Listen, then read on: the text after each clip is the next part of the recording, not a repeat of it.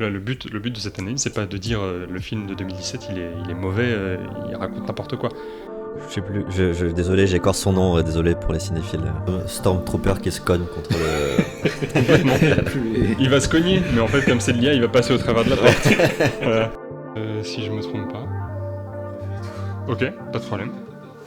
Désactiver le mauvais micro, c'est ça? Voilà, ça va pas, ouais. Il faut que je reclape. Ok. Essaye de. Juste un truc avant que tu fasses. Anticipe pas les cuts. C'est après que. Genre, quand tu commences à parler, tu coupes un peu après, tu vois. Oui. Ouais. Je reclape. Premier épisode, deuxième. Bonjour. Bonjour messieurs. Bonjour. Bonjour à tous ceux qui nous regardent. Je suis avec Andy et Rante. Moi je m'appelle Neil et on va avec vous présenter un premier épisode de podcast cinéma. On sera tous les trois aujourd'hui, mais on sera peut-être avec d'autres gens à l'avenir. Notamment Jessie que vous ne voyez pas pour le moment, mais qui nous fait l'honneur d'être notre régisseur. Écoutez, comment commencer? Est-ce que vous voulez qu'on se présente? Moi, j'avais une petite idée. C'est qu'on garde les présentations vraiment pour plus tard, quand vous nous parlerez des films que vous allez nous conseiller en fin d'émission. Okay. Parce que j'ai envie de garder un petit peu de mystère sur nos différentes... Qui sont-ils? Exactement.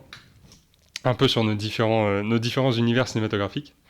Je me permettrai juste de dire que moi et Rante, on a un background de master de cinéma, mais pas toi, Andy, et pas Jessie non plus, que vous verrez dans de futurs épisodes.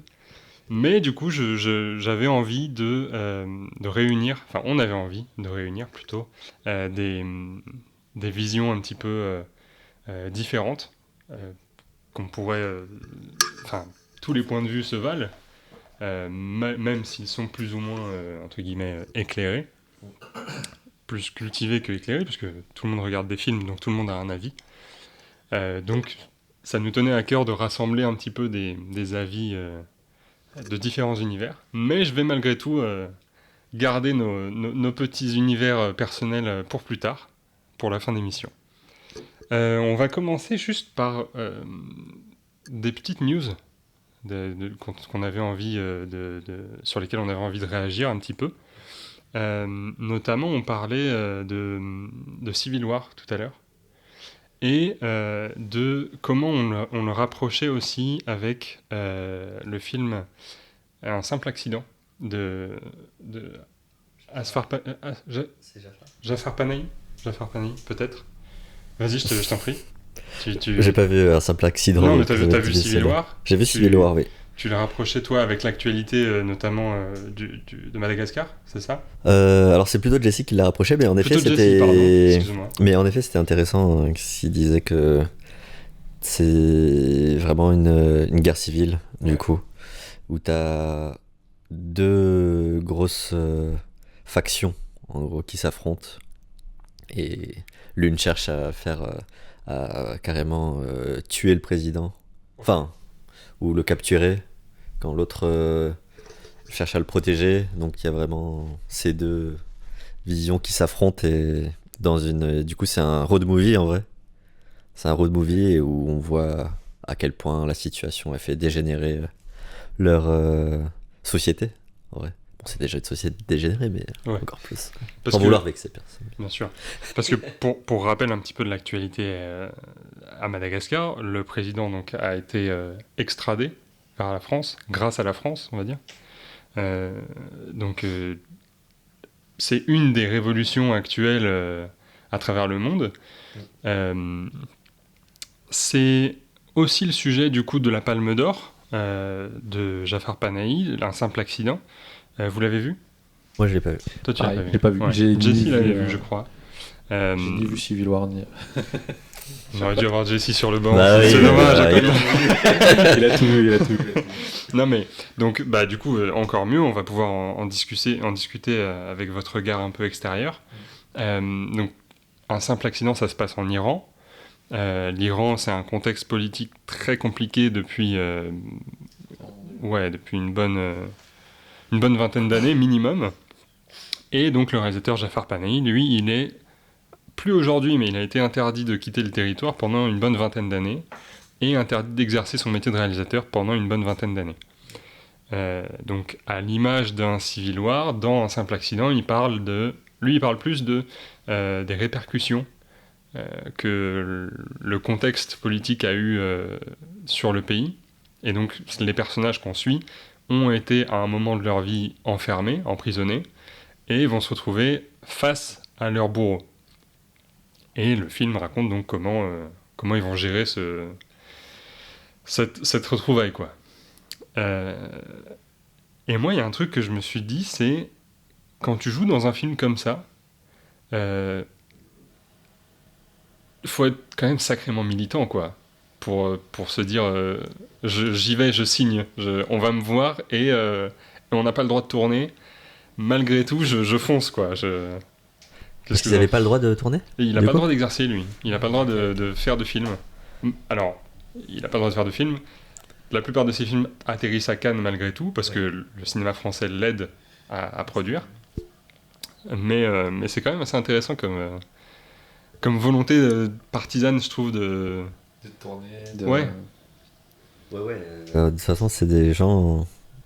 Je pense qu'ils aiment parler de leur société, comment elle évolue. Je sais pas comment est le film, je sais pas s'il est bien, hein, si je vais l'apprécier ou quoi, mais en tout cas, ce qui est sûr, c'est quand même des gens qui ont envie de raconter des choses et c'est des gens, on peut pas les empêcher. C'est comme le réalisateur russe Kirill Sebrennikov. Je sais plus, désolé, j'écorce son nom, désolé pour les cinéphiles. Qui a fait Leto, par exemple. Qui a fait Leto et qui du coup était pareil, il pouvait plus aller en Russie sous peine d'être emprisonné. Et donc t'as un peu ce truc là de c'est super dangereux parce qu'il tourne quand même en Russie. Bon, je connais pas tous les tenants et aboutissants, mais en tout cas dans des pays comme ça, il y a des gens qui veulent, quoi qu'il arrive, à tout prix parler de leurs conditions, c'est sûr. Peut-être qu'à Madagascar, du coup, ça pourrait arriver. Bientôt. Maintenant que moi je connais très peu le cinéma malgache, j'avoue. Je sais pas s'il y a beaucoup de films qui se tournent à Madagascar ou si l'industrie audiovisuelle est très importante. Est-ce que je connais même pas le contexte politique à Madagascar. Je sais pas si est-ce que c'est un truc où c'était très contrôlé comme en Russie par exemple, ou est-ce que c'était pas forcément Je pense qu'à Mada, l'approche de la culture elle est un peu particulière, hein, parce que elle n'est pas accessible à tous de base. Donc forcément, ça impacte les cinéphiles, les réalisateurs locaux, ça impacte aussi les gens qui regardent d'une certaine manière, et qui fait qu'on produit des films. Donc c'est plus vraiment sur le côté très comique, très premier degré, très film de famille au final, et très peu de films militants qui parlent des sérieux problèmes du pays, par exemple. On l'a jamais vraiment essayé, je pense. Actuellement, on l'a jamais essayé de le faire. Et je pense que là, avec ce qui arrive aujourd'hui, que la parole qui se libère, les jeunes qui se libèrent, les jeunes qui ont un apport plus critique envers la société malgache qui ne l'était pas pour la génération d'avant, je pense que les artistes vont suivre ce mouvement-là et petit à petit, peut-être on trouvera des films un peu plus militants, un peu plus concentrés sur des problématiques qui sont sérieuses du pays. Et on espère. En tout cas, certains petits jeunes, je sais qu'il y a eu un petit film là qui est sorti récemment d'un jeune qui parlait justement de problématiques un peu plus sérieuses, un peu plus militantes. Je sais plus comment il s'appelle, mais t'as vu? Tu sais de quel je parle? Mais une fois tous les 4 ans, il y a un film malgache qui passe dans un ciné indépendant à Paris. Et c'est toujours un plaisir d'aller le voir. Celui-là, je l'ai pas vu. Une fois tous les 4 ans, t'aurais pu faire un effort. Oui, quand même. Mais désolé. Non, mais bien sûr. C'est pas toujours facile. C'est vrai qu'en France, on a la chance d'avoir beaucoup de films étrangers qui nous arrivent. Notamment le cinéma bollywoodien, qu'on a en grande quantité. Mais effectivement, parfois, une fois de temps en temps, il y a un film d'ailleurs qui nous arrive. Je sais pas si c'est de plus en plus, je dirais pas ça quand même, mais il y a parfois des films de cinéma, de culture qu'on n'a pas forcément, qui nous viennent jusqu'ici. On a cette chance-là. Je pense que... Je trouve que ça se démocratise de plus en plus. Hein. Le plus connu, tu sais, l'arrivée de Parasite, un petit peu, qui est devenu limite un mainstream du film étranger auprès des Français, auprès des Occidentaux tout court, en fait. Donc c'est plutôt sympa, hein, le fait que... On popularisait le cinéma coréen. Exactement. Et j'espère le reste du cinéma asiatique, parce que quand même, il y a de très belles pépites, ouais. En vrai, il y avait... je crois que juste avant Parasite, il y a un autre film, il y a un film japonais qui a la Palme d'Or aussi. Donc c'est 2018-2019, c'est deux années charnières pour le cinéma asiatique. Ouais, c'est ça. Et donc je pense que de plus en plus, ça va changer. En plus, l'accessibilité des nouvelles technologies pour tourner, c'est de plus en plus facile. Donc probablement qu'on aura des films de bien meilleure qualité qui vont arriver de plus en plus chez nous. J'ai pas un œil sur l'heure, effectivement. Ok. Donc ça, c'était pour un simple accident, la Palme d'Or de cette année. On voulait aussi... on a parlé aussi tout à l'heure de... j'ai plus en tête ce qu'on s'était dit. On a parlé de Civil War. On a parlé de Civil War, ouais. On a parlé de... Si. Bah oui. Un truc que j'ai vu, du coup, il y a quelques jours. Le profil de cette actrice en IA complet, qui a fait une bande démo. Alors j'ai vu la bande démo et je trouve la description de la bande démo assez pas malhonnête, mais presque. Ouais. Parce qu'en fait, donc c'est une actrice et une mannequin tout en IA. Alors c'est très réaliste, hein, aujourd'hui. Sans motion capture, sans rien du tout. Non, rien du tout. C'est vraiment rien du tout. A priori, c'est 100%. Full ouais. Okay. Apparemment, c'est 100% généré artificiellement. Le truc, c'est que du coup, elle fait plusieurs scènes. Une scène où elle fuit une explosion au loin. Une scène un peu plus pas romance, mais genre performance Oscar où elle pleure, où elle fait un truc de ce genre, ouais. Et il y avait un autre truc, et en fait à la fin dans la description c'est je peux tout faire, embauchez-moi, tu vois, un peu comme ça. Ah ouais. Et j'étais est-ce que c'était ironique ou c'était premier degré? Je pense que c'est complètement premier degré. Okay. Pour les besoins de ce truc-là, je vais le prendre premier degré. Ok. Est-ce que vous comprenez c'est quoi votre avis là-dessus? Moi, je sais que j'ai un avis particulier sur l'art et sur la place de l'humain dans l'art, mais est-ce que vous comprenez pourquoi certaines personnes veulent faire de l'art avec l'intelligence artificielle?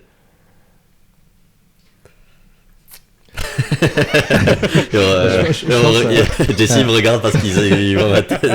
Je vais peut-être parler avant toi pour essayer de nuancer un petit peu le propos, peut-être donner un avis un peu plus comment dire ça, pas objectif mais un peu plus posé, ouais, un point de vue un peu plus voilà, un peu plus de hauteur, tu vois, un peu plus un peu moins militant, voilà, un peu moins militant. militant, parce qu'on risque je vois, non mais il n'y a pas de problème, j'accepte. Oui, non, mais faire de l'art avec l'IA, c'est vrai que c'est pas forcément instinctif dans ce sens-là. Moi, je le prends pas forcément dans la question de comment ça impacterait l'humain ou comment est-ce que l'humain se projetterait plus sur son œuvre, qui n'apporterait plus d'âme à travers ses œuvres, tu vois. Moi, je prends plus l'IA comme un outil d'évolution, je pense. Enfin, dans ce sens-là, en tout cas.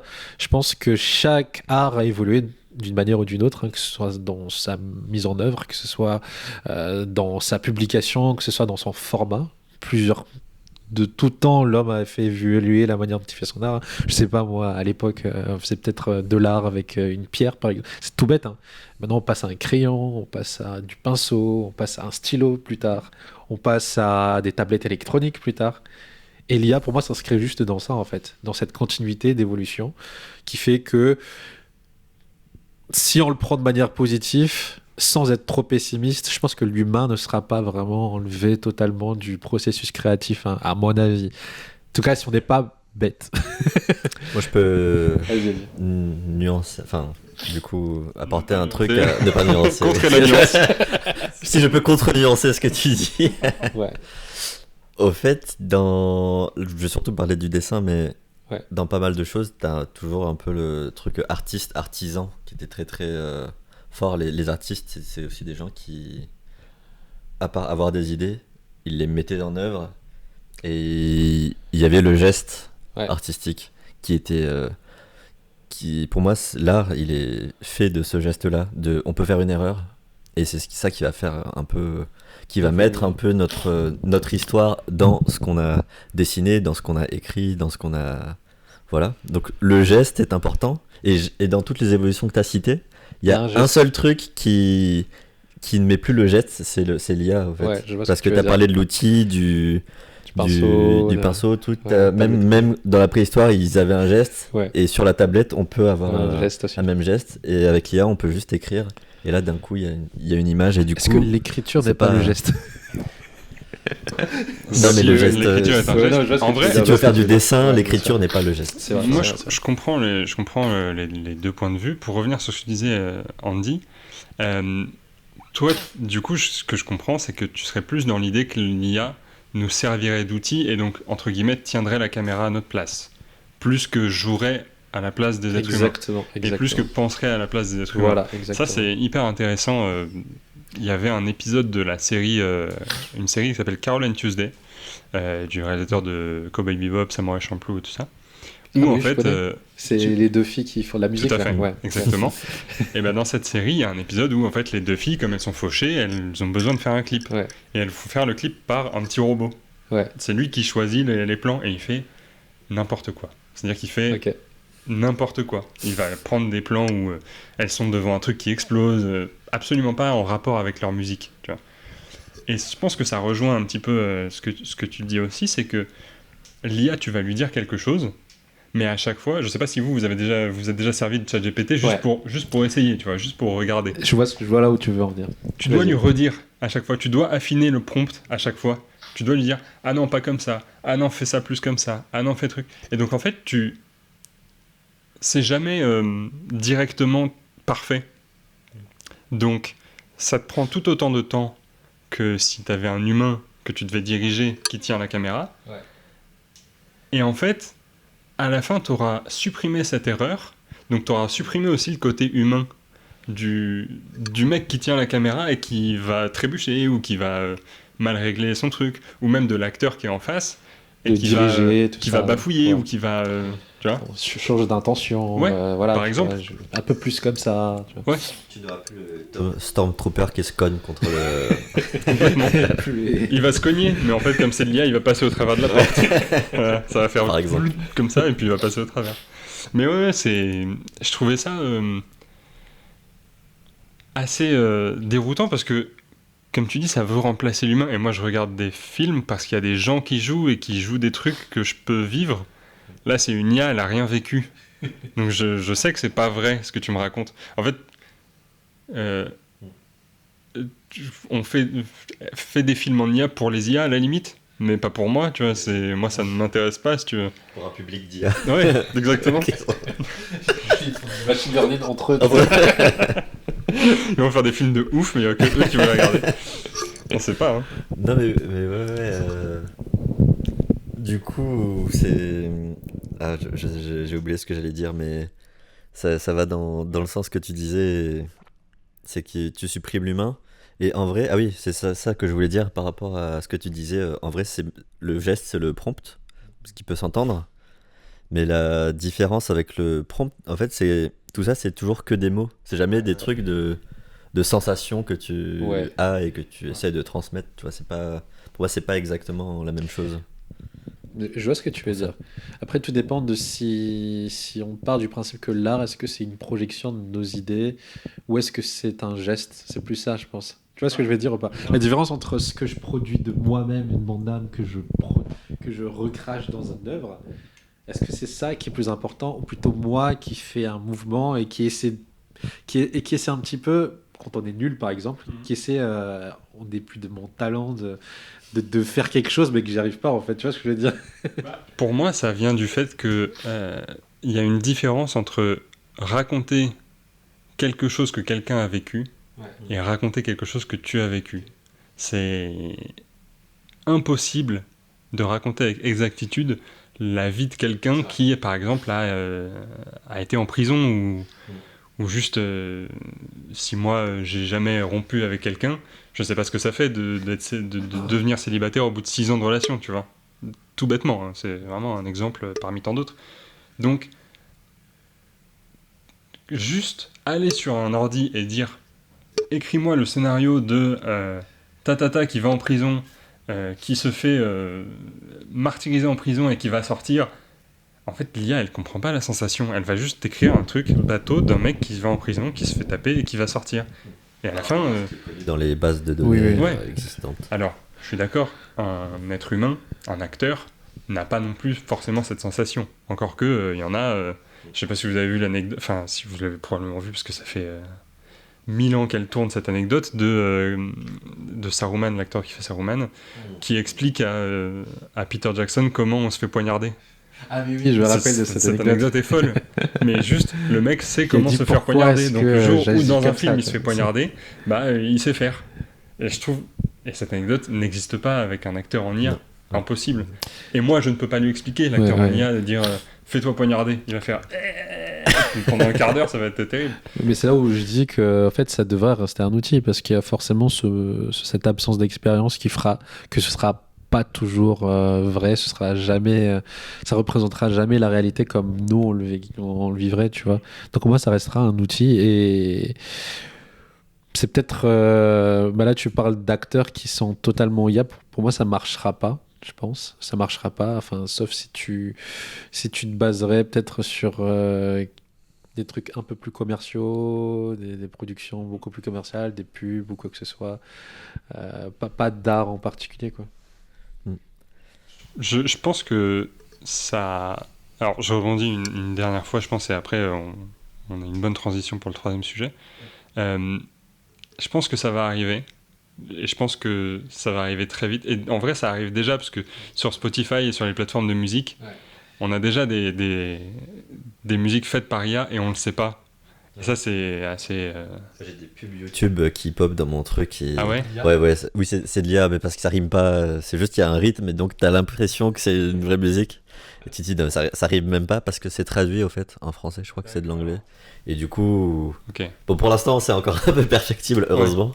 Mais en effet, ça va de plus en plus. Bon, et petite reco, t'as un film de 2013 de Harry Folman, qui est un réalisateur de films d'animation qui a fait...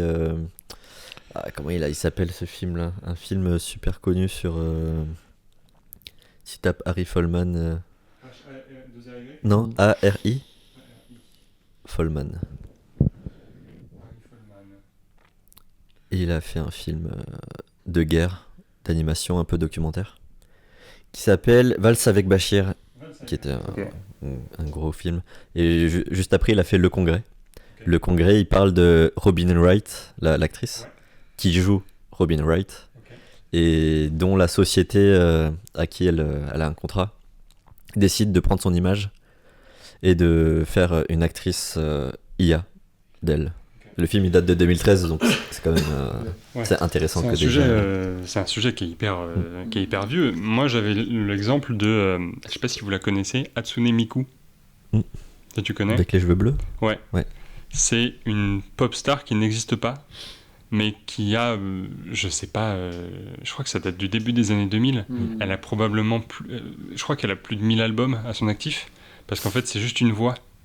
Et donc en fait les gens lui fournissent des textes et c'est une voix synthétique qui sort et on lui attribue des dizaines et des dizaines et des centaines d'albums sur internet parce que des gens, c'est une open source et en fait des gens se sont amusés à en faire des musiques. Oui, en fait c'est un vrai sujet depuis des dizaines d'années, quoi. Ouais. Et ça nous mène, je pense, à un sujet qui mêle tout ça, c'est les jeux vidéo. Le jeu vidéo se rapproche de plus en plus du cinéma. avec de la motion capture, avec des techniques qui viennent du cinéma et alors pour des plus gros jeux certes, mais des éléments de narration qui viennent du cinéma, des sujets qui viennent du cinéma. Jusqu'où est-ce que on a cette limite entre le film et le jeu vidéo où on regardait par exemple des images tout à l'heure de Détroit, qui est un jeu au gameplay assez minimaliste. On ne joue pas énormément, on fait des choix. Il y avait aussi cet exemple de l'épisode spécial de Black Mirror, Bandersnatch, c'est ça, où on peut interagir aussi avec l'histoire.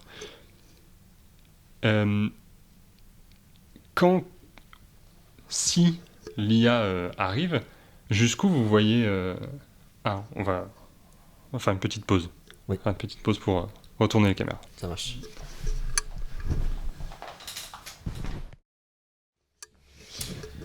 Alors, de retour, du coup, après cette petite pause, on parlait donc de l'arrivée... Enfin, pas de l'arrivée, mais du mélange, voilà, de la convergence du travail entre jeux vidéo, cinéma, intelligence artificielle et tout ça, avec l'épisode de Black Mirror, avec des jeux comme Detroit Become Human, etc., où le gameplay n'est pas exceptionnellement demandant, je dirais, mais où l'implication de l'histoire et où le scénario a vraiment une importance. Pour vous, jusqu'où ça va ? Est-ce que vous arrivez à être... Enfin, est-ce que vous comprenez, ou est-ce que pour vous c'est normal d'être autant impliqué dans un jeu vidéo que dans un film ? On n'y passe pas les mêmes durées, nécessairement. Mais, je veux dire, c'est, pour le coup, dans le jeu vidéo, pas des humains, pas des images de vraies personnes, mais vous arrivez quand même à être attrapé en tant que spectateur, en tant que même protagoniste du jeu, autant ou moins ou plus qu'avec un film, peut-être ? Tu veux que je commence ? Oui. Oui, en fait, ça dépend, moi, ce que le jeu apporte plus que le film, c'est qu'on est vraiment le personnage presque. On est vraiment avec lui, dans sa vision. Bah après, ça dépend du jeu vidéo. Il y a tellement de types de jeux vidéo que c'est difficile de faire une généralité de ce truc-là. Mais c'est comme il y a plein de types de films, plein de types de jeux. Moi, perso, dépendant du jeu, ouais, je peux être autant investi que dans un film, voire plus parfois. Parce que justement, le fait d'avoir vraiment la pression. Tu parlais des films, des jeux où tu dois faire des choix. Détroit, c'était un peu moins le cas, mais par exemple, moi j'adore The Walking Dead, qui lui a une trame. En vrai, les choix, ils sont même pas si impactants que ça dans la narration, parce qu'on retombe toujours sur une fin qui est à peu près la même. Mais du coup, t'es vraiment avec les persos et t'as cette urgence que t'as pas forcément quand tu regardes un film, parce que t'as quand même une séparation. Alors que quand t'as la manette en main, t'es vraiment le personnage, t'es impliqué. Ouais. Bah, c'est comme ça que je le ressens. Moi, je le prendrais plus vraiment dans le volet, dans la réalisation des films et du jeu vidéo en général, en dehors du fait que oui, tu es effectivement le protagoniste principal de ton jeu vidéo, et que tes actes vont impacter le monde d'une manière ou d'une autre, tes actions vont plus ou moins influencer la narration de l'histoire. Moi, ce qui est vraiment intéressant, je pense, dans cette convergence-là, c'est la façon dont les game designers de nos jours, ils arrivent vraiment à te prendre par la main sans te prendre par la main. Ça, je trouve ça super intéressant dans le game design. Dans un film classique, le réalisateur, il te montre ce qu'il a envie que tu vois, dans une succession d'images, de plans, avec les acteurs qui donnent plus ou moins une certaine intention à la scène. Il montre ce qu'il a envie de te montrer. Mais comment tu fais ça quand un mec est avec sa manette et qui décide de ce qu'il veut, quoi faire, aller à gauche, à droite ? Comment tu fais pour impliquer quelqu'un dans une histoire que tu veux créer à l'intérieur du jeu vidéo? Et je trouve ça hyper intéressant de comment ils se débrouillent pour faire ça. Et c'est super stylé de voir comment ils se débrouillent pour t'indiquer le chemin sans te l'indiquer, avec des lumières, avec des plans, un changement de caméra. Et ça participe à cette immersion-là. Au final, t'es même beaucoup plus impliqué, un peu plus, parce que t'as le côté, ok, le réalisateur derrière, il veut te faire voir des choses, mais toi aussi, tu t'impliques personnellement en étant protagoniste de l'histoire. Donc ça, c'est super intéressant dans le jeu vidéo en ce moment, dans les solos narratifs. Là, on a Ghost of Yotei qui vient de sortir, avec des plans magnifiques, narration par l'image, à un niveau au-dessus, parce que le joueur, il a beaucoup de liberté, en fait. Donc ça, c'est super intéressant. Dans un autre cas, moi je l'ai pas encore fait, mais je les ai pas encore fait, mais je compte les faire. Death Stranding. De plus en plus, on pense à Kojima comme un vrai réalisateur. Ouais. Il se détache un peu de cette image de game designer et il fait un film avec des acteurs dans lequel nous, tout ce qu'on fait, c'est d'aller à un point A à un point B. Et le reste, c'est des cinématiques, quoi. Et lui, il s'occupe d'écrire l'histoire, de diriger des acteurs, avec cette part du coup d'interaction que nous, on a, quoi. C'est vraiment...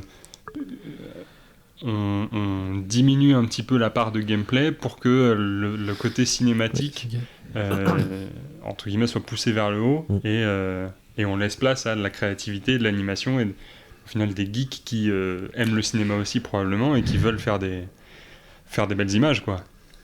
De plus en plus, j'imagine. Ouais, non, je suis totalement d'accord avec toi. Après, il y a ce côté-là où vraiment le cinéma bouffe le jeu vidéo un petit peu plus. Un peu plus, et Kojima représente vraiment ce côté-là. Là, il a aimé, lui, il a assumé depuis le début, fan de films d'action, fan de films d'infiltration des années 2000 et compagnie. Donc, dans ses jeux vidéo, il a toujours essayé de mettre le cinéma au cœur de ses jeux vidéo et mettre même très peu de gameplay. Après, pour te corriger, Death Stranding, il y a très peu de cinématiques à force par rapport, enfin, beaucoup de cinématiques quand même, mais beaucoup moins par rapport à ces autres jeux, les Metal Gear et tout à l'époque. Et ouais, c'est super intéressant que le jeu vidéo ait aussi ce volet-là, parce que les jeux vidéo, c'est aussi plein de gens qui y jouent, hein, plein de différentes personnes de plusieurs horizons. Et le fait qu'il y a un côté cinéma avec des choix comme Tales ou Death Stranding avec beaucoup de cinématiques, ça va aider, ça va aussi à intégrer d'autres personnes dans ce monde-là qui sont pas forcément connaisseurs et qui sont des néophytes du jeu vidéo et qui peuvent s'y retrouver aussi. Et je pense que c'est un moyen d'ouvrir un peu plus les horizons à cet art qui est encore... bon, maintenant ça se démocratise quand même beaucoup, mais qui reste une sous-culture comme ils le disent. Et je suis totalement pas d'accord avec ce mot, mais oui, c'est un peu ça. Et je sais pas si vous avez joué, parce qu'il y a eu récemment il y a eu la saison 2 de Last of Us. Ah oui, oui, il y a ça, il y a automatique des adaptations. Ouais, du coup, t'as des adaptations de jeux qui sont super cinématiques, qui sont déjà capables de rivaliser en termes de sensations sur le joueur avec le cinéma de façon différente, et qu'ils adaptent en série, qui, bon, c'est mon avis, mais qui sont quand même beaucoup moins bien en termes de sensations. T'as un truc, notamment, c'est... Moi, j'ai vu que la saison 1, j'ai pas vu la saison 2. Dans la saison 1, au tout début, tu joues la fille, la petite fille de Joël. Okay. Pendant toute l'introduction du jeu. Et vraiment, tu vois l'arrivée des zombies et tout ça. Ouais, la pandémie qui arrive, le chaos. Et c'est assez drôle de jouer le chaos parce que t'es dans la voiture. Et au fait, c'est comme tu disais, en vrai, tu fais ce que tu veux, tu regardes où tu veux. Okay. Mais où tu veux, t'as la même sensation de chaos, et que tu suives que tu regardes devant, parce que il faut regarder devant, parce que c'est là qu'il y aura que la conduite, c'est là qu'on voit les choses qui se passent. Bah, c'est intéressant parce que c'est ce qu'on veut te montrer en priorité, mais si tu regardes sur le côté ou derrière, tu verras toujours des trucs qui se passent. C'est assez ouf. Hyper intéressant parce qu'on en avait parlé à la fac pendant un cours. Je crois que c'est Quaron qui a fait un film avec le casque VR. C'est ça c'est un peu le même délire, je pense. Exactement. En fait, t'es du coup à 360 degrés, tu peux regarder où tu veux. Et il y a certaines actions qui se passent à certains endroits. Et donc, tu peux potentiellement les rater si tu regardes pas au bon endroit. Mais du coup, il y a ce truc aussi où le cinéma veut prendre du jeu vidéo en laissant la possibilité aux spectateurs de regarder un peu partout là où il veut. On pourrait en parler des heures, ça. Je pense qu'on va passer à un très gros sujet, donc je pense que du coup, bientôt on pourra regarder un film et aller dans la cuisine et ne pas regarder. C'est déjà ce que je fais. Avec les trucs méta, je pense que tu peux. Dans le film, être protagoniste du film. C'est fou. On avait un petit truc qui nous tenait un peu à cœur de faire, c'était Donc comme on vous a dit, on vient d'horizons un petit peu différents les uns les autres. Et en fait, moi, ce que j'ai beaucoup aimé à la fac, c'était l'analyse. L'analyse de cinéma, l'analyse de séquences. Rand, t'es peut-être pas, Si. pas aussi. Si, Non, si, j'adorais ça. J'étais nul, mais j'adorais ça. Non, mais je trouvais ça impressionnant. J'ai fait une petite licence de cinéma et j'en ai fait aussi un petit peu. Mais je trouve que c'est un sujet très intéressant et je trouve ça cool parce que parfois, quand je vais au ciné avec des potes qui ne viennent pas du milieu du cinéma, parfois ils me posent la question du coup, comme si j'étais un expert, voilà. Alors que je ne suis pas un expert du tout, mais j'aime bien. Et en fait, du coup, ils me posent la question, mais comment toi tu le vois et tout. Et donc je me suis dit que ce serait plutôt pas mal que, alors, chacun notre tour. Potentiellement, il faut que les gens aient envie, bien sûr, aient envie de proposer quelque chose et envie de se prêter au jeu, mais que chacun notre tour, au fur et à mesure des épisodes, on propose une scène à regarder tous ensemble et qu'on essaie de la décortiquer. Chacun aura peut-être sa méthode et au final, ceux qui viennent de l'université n'auront peut-être pas la même méthode que ceux qui ne l'ont pas fait. Ce sera peut-être un peu plus instinctif pour ceux qui sont moins académiques, on va dire. Mais du coup, on va commencer aujourd'hui. Moi, j'avais une petite scène dont je voulais parler, de Ghost in the Shell, l'épisode de 2017, avec Scarlett Johansson. Ouais. Étonnant. Je sais. On va parler un petit peu du film d'animation, mais on va évoquer ensemble le film de 2017, parce que du coup, il y a une scène, donc Ghost in the Shell, le film parle du Major qui est incarné par Scarlett Johansson dans le film, que je vous retrouve là. Je vous mettrai l'extrait en même temps au montage. Attends, faut que j'enlève le son juste, parce que sinon ça va hurler avec la télécommande. Yes. Hop là. Donc, on est dans cette scène, que je vous remets au début. On commence ici avec l'interpellation d'un personnage, un personnage lambda. Tu te rappelles de cette scène ? Ouais, je me rappelle. Ouais, elle est très, très sympathique, très, très joliment filmée, hein, évidemment. Et ce qui nous intéresse, en fait, c'est la séquence d'après, la séquence d'interrogatoire, qui commence ici. On est un petit peu short au niveau du temps, donc je ne vais pas vous faire la liste de tous les plans. Je vais juste vous la mettre en direct, comme ça on peut la voir en même temps. Il y a à peu près 53 plans, si j'ai bien compté, pour une séquence qui fait à peu près 2 minutes et demie. Donc il y a beaucoup de cuts. On voit que là ça commence, Scarlett Johansson tourne autour du prisonnier, tout doucement. Elle lui met un peu la pression, etc. On ne sait pas, à ce moment-là de l'histoire, on sait que c'est un bandit, on sait qu'il est relié au méchant principal, mais ça a l'air juste d'être un mec comme ça, quoi. Je m'arrête un tout petit peu sur ce plan parce qu'il est intéressant, il sert à rien. C'est-à-dire que le plan d'avant...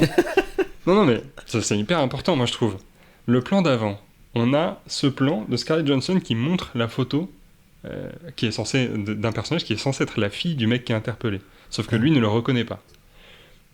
Donc on fait un gros plan sur la photo du personnage, on remonte encore, et là on va voir ce plan là de ce mec qui juste se met en arrière et on revient sur le plan d'avant. Alors pourquoi aucune raison, juste j'imagine pour montrer qu'il n'y a pas que lui, qu'il n'y a pas que Scarlett Johansson dans la pièce. En vrai, on s'en fout, on aurait pu la voir, déjà qu'il ne fait rien, il ne dit rien, on aurait pu la voir plus tard, puisqu'on va la voir plus tard. Ah oui. Juste, on a décidé qu'on allait entrecouper ce plan-là de ce mec. Bref. T'as juste avoir un plan de réaction. Ouais, c'est même pas une réaction. Mais pourquoi ? Il se passe... Surtout qu'il il se n'est passe pas rien. là, lui, il sait rien, on sait pas qui c'est. Bref. Je précise, je suis un peu comique, je suis un peu second degré pour la vidéo, en vrai j'en ai rien à foutre, et... Oui. Et j'ai un grand respect pour les gens qui ont fait ce film, parce que c'est très difficile de faire un film. Bref, on a donc des changements de valeur de plan, parce qu'on veut montrer qu'ils sont enfermés l'un avec l'autre. Et il y a surtout, on commence à introduire les reflets sur les côtés, comme vous pouvez le voir. Le reflet de Scarlett Johansson notamment. Ghost in the Shell, c'est un film qui parle du Major, donc, interprété par Scarlett Johansson, qui est un robot. Un robot, mais qui a une personnalité. Donc tout le film, un peu à l'instar d'un Blade Runner, aborde le sujet du transhumanisme, exactement. Et donc de qui est un humain et de qui n'en est pas. En face, on a un personnage qui a été contrôlé par le méchant, à distance, mais qui est censé être un humain amélioré, entre guillemets. Il a des implants. Le télétravail. Le télétravail, tout à fait. L'IA. En fait, c'est ça. Il a un prompt et il a un mec qui fait le prompt. Bref. Donc, on commence à introduire ce concept de reflet. Vous allez voir que ça va être important dans les séquences d'après, parce qu'il y a quand même un sujet dans cette séquence. Elle n'est pas... je dis qu'elle est coupée pour faire la blague, mais en vrai, il y a des chants contre chants tout à fait basiques, mais en vrai, elle a un intérêt, cette scène. Dans cette scène, on va comprendre que le Major est intrigué par le personnage qu'elle aura en face de méchant. Donc, il y a 3 plans qu'on aurait pu mettre en un seul, c'est pas grave, peut-être qu'ils ont oublié leur texte. Et là, on comprend une première chose par ce 17e plan, je crois. Si j'ai bien compté, je crois que c'est le plan 17. 17 plans déjà. Bref. Où elle n'est pas à l'intérieur du cube. On voit, elle est à l'extérieur. Elle est là. Donc, je veux dire, on aurait pu éviter de voir le mec à son ordi tout à l'heure, puisqu'on sait qu'il est là, quoi. Je dirais, on sait qu'il n'y a personne dans le cube. Et donc, on va faire des allers-retours un petit peu, mais on comprend surtout qu'elle n'est pas là. Elle, c'est... je dirais, ils font en sorte que dans le cube, lui, il ait l'impression qu'il est tout seul. Enfin, il est tout seul avec elle, et que, voilà. Au fur et à mesure, il va continuer d'halluciner, parce qu'il est complètement fou. Là, elle décide de sortir du cube. Et donc, il y a ce truc où elle est là, et elle disparaît de l'intérieur du cube. Donc, une première scène où elle nous dit, lui, il devient tout seul. Il est tout seul à l'intérieur. Là où ça va être intéressant, c'est que du coup, il y a son reflet à lui. Il y a des scènes, évidemment, sur les personnages secondaires, qu'on aurait pu avoir en voix off, sans que ce soit utile. Le personnage se retourne. On voit Batou, le partenaire du Major. Lui pète un plomb, mais on sent qu'il y a quelque chose qui change chez lui. Il se retourne doucement comme le méchant de Hollywood qu'il est, et il se rapproche de la vitre. Et là, ce que je vous disais tout à l'heure, on a le reflet de Scarlett Johansson.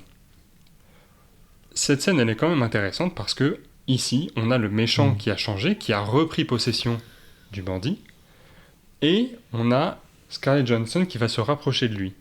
Parce que dans le film, il y a un vrai sujet entre son personnage et le personnage du méchant qui cherche lui aussi sa vraie identité. On continue. C'est lui, machin, il est là. Bref. Là, on va savoir pourquoi dans ce plan, tout le monde a disparu derrière lui. Hein, ça... Son point de vue à lui, non ? Mais même pas, je pense, je ne comprends pas ce plan. C'est pas grave. On a un travelling avant vers lui pour le montrer menaçant, etc. On devrait avoir tout le monde en face, on les a pas. C'est pas grave. Passons. Ce plan ne sert à rien. Un de plus. Ce plan aussi, du coup, ne sert à rien. Là, on a cuté 3 fois sur les mêmes personnages. Et là, encore une fois, on a son reflet à elle, qui est du côté du méchant. Dans le film de base... Recherche d'identité. Dans le film de base, on a ce truc du personnage du Major qui va progressivement se rapprocher des intérêts du méchant, parce qu'elle va comprendre pourquoi il fait ce qu'il fait, exactement. Et donc ce moment, dans ce film-là, dans le film d'animation, il est présenté différemment, mais dans ce film-là, il est comme ça. On avance. Là, c'est le moment où elle se rapproche. On lui dit ne rentre pas. Elle va donc, à l'inverse de tout à l'heure, ne pas rentrer en tant qu'hologramme. Elle va ouvrir la cage et rentrer pour de vrai. Et se rapprocher pour de vrai. Et donc là, vous avez vu l'image du personnage du méchant qui s'efface pour laisser la place à celui de Scarlett Johansson. C'est à ce moment-là qu'on comprend que, encore une fois, des dédoublements d'images, qu'il y a des histoires de personnalité et des histoires du méchant qui entre guillemets, pas prend le contrôle sur elle, mais se rapproche un petit peu d'elle et essaye de lui faire comprendre quelque chose. Donc là, tout le monde s'active à l'extérieur, etc., etc. Il y a petite discussion. Ce qui se raconte n'est pas très intéressant, puisqu'en vrai, tout ce qui est intéressant, c'est le jeu d'acteurs entre les deux protagonistes et les deux personnages qui se jaugent l'un l'autre. Là où lui n'est plus un bandit de bas étage, c'est redevenu le maître des poupées qui manipule de l'extérieur. Et donc, ils vont se rapprocher l'un et l'autre, il est mystérieux, etc., etc. Pourquoi cette scène elle est importante ? Parce que elle représente le moment où le Major commence à se poser la question de son identité à elle. À la base, dans ce film-là, c'est un Major qui est dur, qui est intransigeante, etc. Et en fait, au contact de ce personnage, elle va commencer à se poser des questions. Hop, le suicide qui n'est pas montré à l'écran. Ah. Top. Top. C'est pas grave, c'est pas gênant. C'est pas grave. En vrai, je comprends, ils doivent garder le Peggy 10. Donc en vrai, je comprends. Ils vont se faire strike. Bref, la scène se termine là. Et pourquoi c'est important ? Parce que dans le film d'animation de base, dans le tout premier, cette scène, elle n'existe pas. Il y a un interrogatoire, mais où le mec est assis à une table, et c'est deux policiers complètement à part qui lui montrent juste une photo en disant « Là, tu vois ta fille ? Non, c'est pas ta fille, c'est toi. » Et en fait, c'est la photo qu'on a vue tout à l'heure. C'est juste une toute petite scène de 30 secondes où en fait il brise la conscience d'un gars qui n'est plus du tout en contact avec ce méchant. Il n'y a plus aucun contact entre lui et le mec qui l'a manipulé. C'est plus du tout un sujet. La prise de conscience du Major, elle va arriver dans une deuxième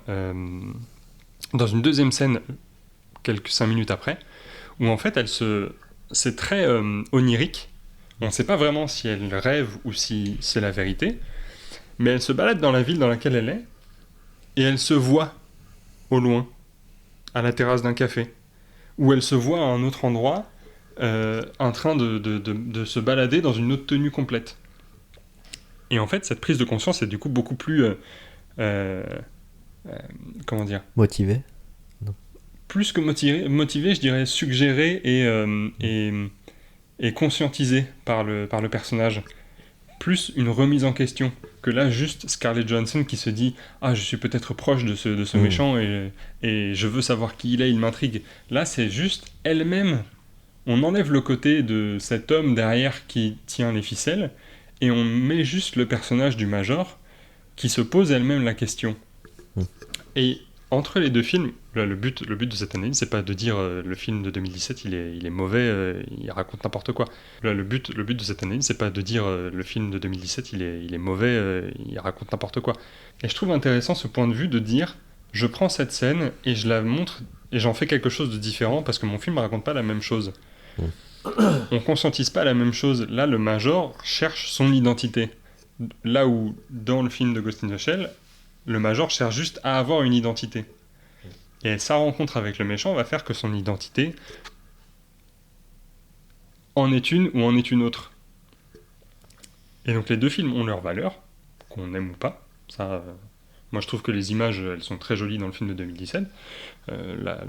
Les images de synthèse, elles sont très réussies, etc. Le propos du film en lui-même, ça, on est d'accord ou pas. Et sa comparaison avec le film d'origine, c'est celle d'une adaptation tout à fait banale qui a un sujet qui s'en détourne plus ou moins pour avoir sa propre personnalité. Parce que quand on adapte une œuvre, on l'adapte plus ou moins fidèlement et avec plus ou moins le même propos. Voilà. Qu'est-ce que vous avez pensé de cette petite... C'était toute la problématique de ce qu'on disait tout à l'heure par rapport aux adaptations. C'est quelle est la valeur ajoutée d'une adaptation de quelque chose qui a déjà été fait avec un scénario normal. Donc ça c'est la preuve que d'une manière ou d'une autre, tu peux quand même rajouter une plus-value sur une adaptation en changeant de cap sur la direction de ton film, sur son intention. Moi je reviens sur The Last of Us tout à l'heure par exemple. Il y a eu une scène, tu sais, le deuxième épisode de la saison 2, quand il rencontre le mec qui est isolé dans sa maison et tout ça là. Qu'ils ont fait tout un background sur lui alors que ça prend genre 5 minutes dans le jeu, 10 minutes maximum. Tu te souviens de cet épisode ? Ah oui, Ils ont fait un épisode complet sur le background de ce type là pour voir une autre facette de lui, pour expliquer pourquoi il est là. Ça, ce genre d'ajout-là, moi, je suis plutôt friand de ce genre d'ajout pour qu'on puisse rajouter de la profondeur à ce qui a été fait avant. C'était le meilleur épisode de la série en plus. C'était le meilleur épisode de la série, bizarrement, c'est là où ils ont ajouté quelque chose. Et une adaptation, comme quoi les adaptations peuvent apporter quelque chose d'une manière ou d'une autre. Après, ça dépend de comment tu le fais derrière. Oui, et exactement.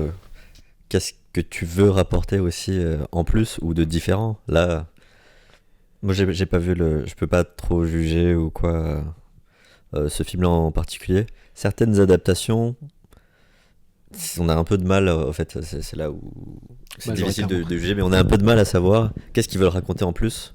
Et du coup, la plupart du temps, enfin, la plupart des films, des adaptations que je trouve mal faites, c'est parce que l'intention de base n'était pas d'apporter autre chose, d'apporter un œil nouveau ou un autre point de vue à un film qui est déjà bien. La plupart du temps, c'est un but quand même pécunier. Et donc, voilà, c'est là où des fois c'est difficile de faire le jugement parce que en plus des demandes de studio, parfois, comme tu as dit, tu as des artistes qui travaillent sur les films, donc c'est difficile. Donc eux, ils essaient d'apporter quelque chose, mais c'est toujours un peu en équilibre par rapport à ce que les studios veulent, à ce que la personne qui est au-dessus veut à l'origine. Donc voilà, je te crois quand tu me dis que le film apporte. Je regarderai presque les deux, du coup. Mais c'est vrai. Mais par exemple, ça nous a donné envie de revoir un petit peu le film, de revoir le film d'animation et voir comment ça. Perso, j'avais fait aucun parallèle quand j'ai regardé celui-là, Ghost in the Shell. J'avais même oublié que c'était ce film-là qui était adapté en fait. Mais c'est vrai qu'on n'y pense pas toujours, et c'est bien de s'en détacher un petit peu quand on regarde une adaptation. Mais je trouvais quand même qu'il y avait. En fait, j'ai un peu d'affection pour ce film parce qu'il a quand même des trucs à sauver, je trouve. En tout cas, c'est ce que j'ai essayé de montrer dans cette analyse, c'est que il y a non, mais je veux dire, au-delà du fait qu'il est très beau, c'est qu'il y a quand même une réflexion dans sa mise en scène. Et en vrai, c'est ça que l'analyse cherche, c'est que on cherche, quel que soit le film, à montrer qu'il y a quelqu'un qui a réfléchi à quelque chose quand il a mis sa caméra quelque part. Que c'est pas juste on a filmé Didier Bourdon faire des proutes, tu vois, c'est Et encore, il faut le montrer dans sa point de vue. Voilà. Je trouve que c'était quelque chose. Gros respect à lui, mais voilà. La fin de carrière est terrible. Et donc voilà, c'était le but de cette analyse. Et je suis content si elle vous a donné envie de voir le film. On s'arrête ici. Oui. Pause rapide. On fait une petite pause rapide et on revient. On est de retour, du coup, pour une petite dernière partie. On va faire quelques petites recommandations de films qu'on a vus récemment ou non, d'ailleurs. Et c'est là que je vais en profiter, du coup, qu'on va tous en profiter pour parler un petit peu du cinéma qu'on aime, pour vous recommander des cinémas qu'on adore. Je vais laisser Andy, commencer avec le film. Ah non, tu... Si, non, t'inquiète. Bah écoute, comme je le disais, moi c'est Andy du coup, et j'ai pas forcément de background cinéma comme tu as pu le préciser, hein. J'ai quand même fait une licence moi de cinéma que j'ai terminé, j'ai fait les examens mais que j'ai pas continué après à force. Mais c'est quand même, je suis passionné de cinéma depuis gosse. On est avec Rint et Jessie qui sont des amis d'enfance depuis plusieurs années déjà, hein. On se recommandait des films aussi nuls qu'aussi bien déjà à l'époque. Et non, c'est vraiment, j'ai une vision du cinéma beaucoup plus casual, je dirais. Casual, mais avec quand même une très grande dominante super-héros, fantastique, et tout ce qui est connu de manière générale, en fait, hein, les grands classiques et tout ça. Je me prive pas de regarder n'importe quel film, en fait, c'est plus ça. Ouais. Et du coup, ma reco du jour, c'est un film très très grand public, Superman, le dernier Superman sorti. Je voulais en parler parce que c'est un film qui. Enfin, c'est quand même un gros blockbuster, gros budget, James Gunn, nouveau DCU, très gros, donc assez parlant pour tout le monde, je pense, et que tout le monde a un peu vu, soit parce qu'il est super populaire, soit parce que les gens sont fans du personnage. Et je voulais en parler parce que je pense qu'il mérite le détour dans sa démarche. C'est un film qui va être extrêmement clivant, mais moi j'ai adoré un perso dans la manière dont c'est fait, parce que James Gunn a eu carte blanche sur le film. Hein. Il est producteur, réalisateur, il est tout en fait, donc il s'est fait son délire. Et cet aspect-là fait qu'il a fait des choix très très très marqués, des choix de colorimétrie, des choix de plans, des choix de narration, d'histoire qui sont propres à lui et qui va... J'aime les films qui font des choix en fait. Et que ça plaise à quelques-uns ou que les autres détestent, ils sont fous. Donc ça va diviser. Et moi, je vous pousse à le regarder pour cet aspect-là, voir est-ce que ça vous plaît ce choix-là. Donc, autre chose, peut-être très rapidement, c'est un film qui va parler du. Peut-être que faut que je parle du film quand même, un petit peu quand même. C'est un film qui va parler d'un Superman qui est déjà en place, à ses débuts, mais il est déjà connu. Donc on va pas faire un background story de tout ce qu'il a vécu, l'enfance, machin, de son arrivée sur la Terre, on connaît, c'est considéré, et c'est marrant de le voir comme ça, parce que le film ne prend pas le spectateur par la main en fait. T'es là, tu subis le monde que James Gunn vient de présenter, on te présente personne, les gens se connaissent déjà, Superman connaît les gens, les autres protagonistes, les autres héros qui sont présentés, et il te tient pas par la main, il te fait subir, il t'impose sa vision, et tu acceptes de le suivre dans son délire ou non en fait. Et dès le début, tu le sais. À la manière de ce qu'avait fait Marvel avec le dernier Spider-Man de Tom Holland, finalement. Exactement. Comme il avait été introduit dans le film d'avant, et qu'en vrai, ils ont déjà fait 12 Spider-Man avant. Exactement, mais on arrête de lui présenter sa backstory. En fait. Okay, exactement, encore plus extrême, parce que là, il y a des choix forts. Voilà, il n'y aura plus de Justice League, il n'y a pas de Wonder Woman, il n'y a pas de Aquaman, il n'y a pas les grands classiques. C'est des nouveaux personnages, ce qu'ils appellent la Justice Gang, qui est présentée là, une autre équipe de héros.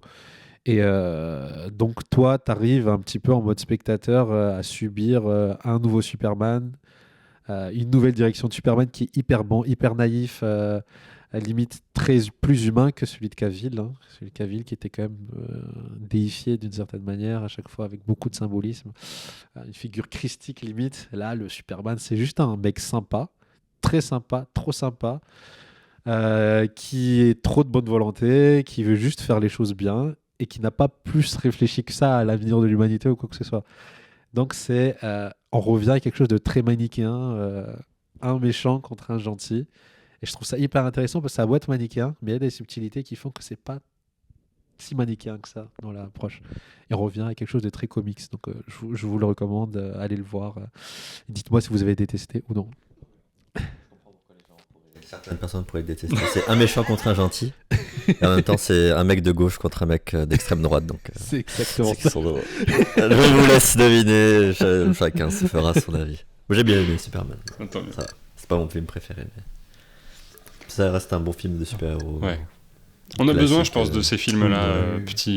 Tout petit message, mais je pense qu'on a besoin de ce genre de film. Il y a beaucoup de gens qui critiquent Disney, qui disent que Disney, entre guillemets, se wokise et qu'il n'y a plus de princesses et qu'il n'y a plus de trucs.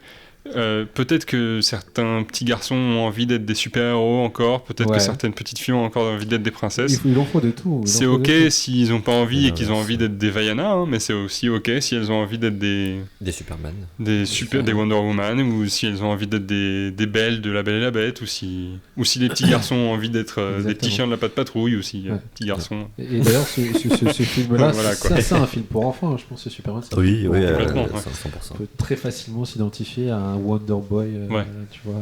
Ouais, c'est drôle que tu dises ça, parce que du coup, je vais parler de mon film, qui est un film d'animation qui a été vendu pour les enfants. Mais en vrai, quand tu le regardes, c'est pas vraiment un film pour les enfants. Enfin, c'est pas eux qui vont. J'aurais adoré voir parce qu'ils ont organisé des questions-réponses avec le réalisateur et la réalisatrice, où j'aurais aimé être là parce que c'était des enfants qui posaient des questions, et je me suis dit, mais c'est sûr qu'ils ont pas compris. C'est sûr qu'ils ont pas compris. Ils ont pas l'âge pour comprendre la profondeur du perso, mais ils pouvaient adorer parce que c'est Le film dont je parle, c'est Amélie et la métaphysique des tubes, de Maëlys Wayad et Lian Cho-han, qui est une adaptation d'Amélie Nothomb. Oui, tout à fait. Voilà. Et voilà, qui est un film super beau, super comme un livre de Amélie Nothomb, super, enfin beau. Que j'aurais su utiliser, mais Mais ça peut.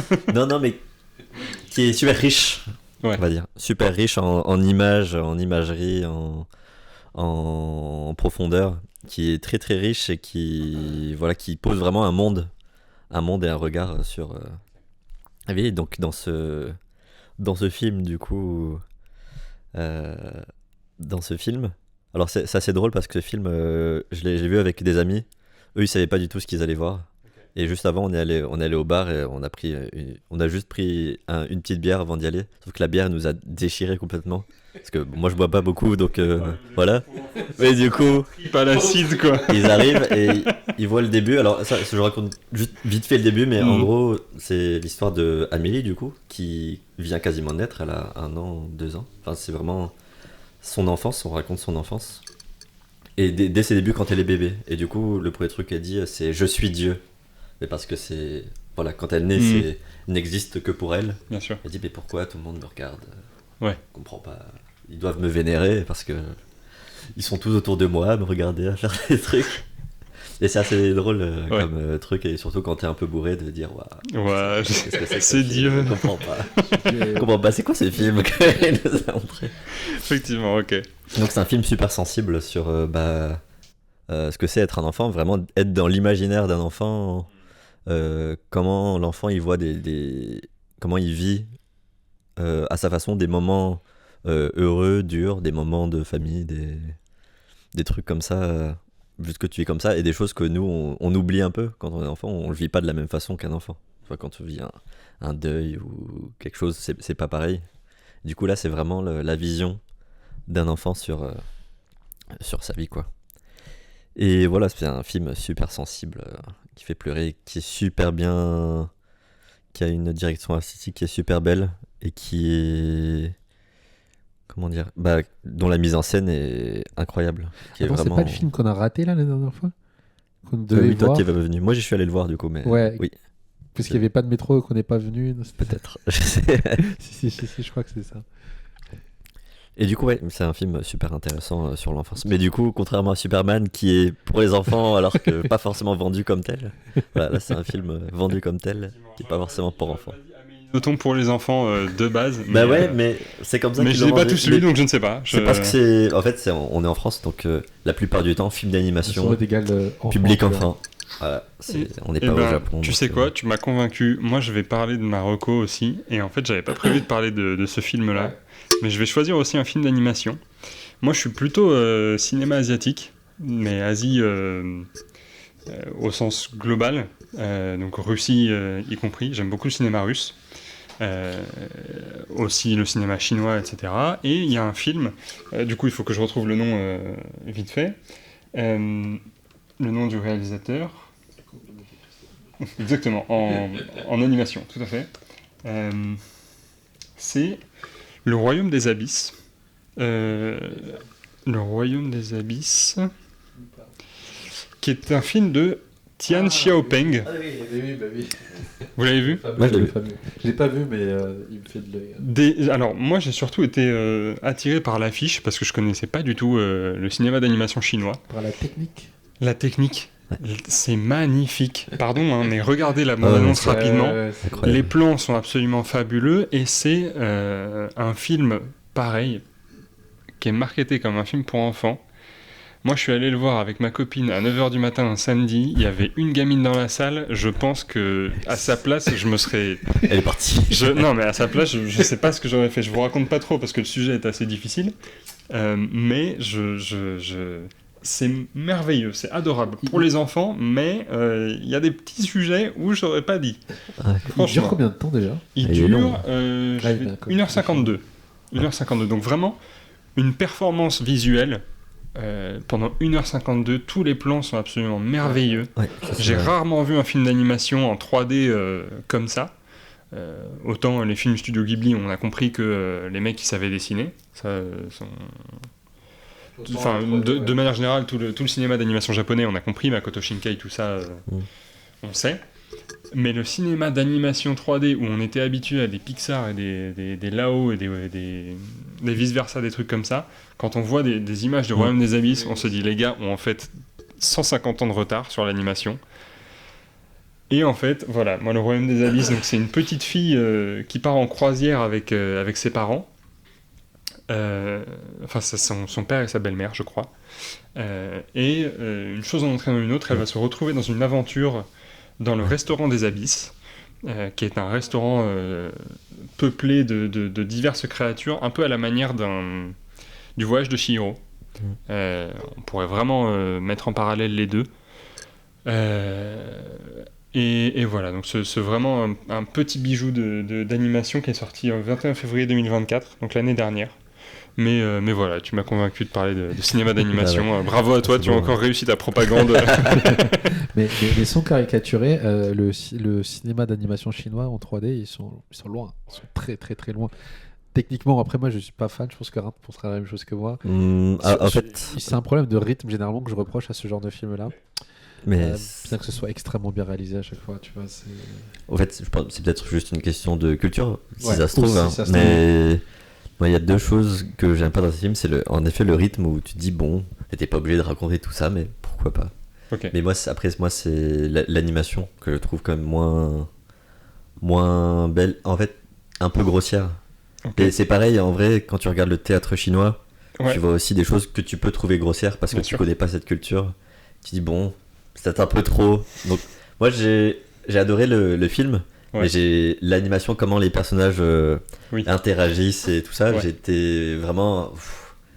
ils bougent beaucoup trop pour moi. Mais c'est peut-être une question de culture. Mais une question de goût. On retrouve beaucoup cette critique aussi, parce qu'il y a, autre que le cinéma coréen, il y a aussi le cinéma japonais qui nous arrive beaucoup. Dans le cinéma japonais, il y a beaucoup de gens qui disent que les acteurs surjouent.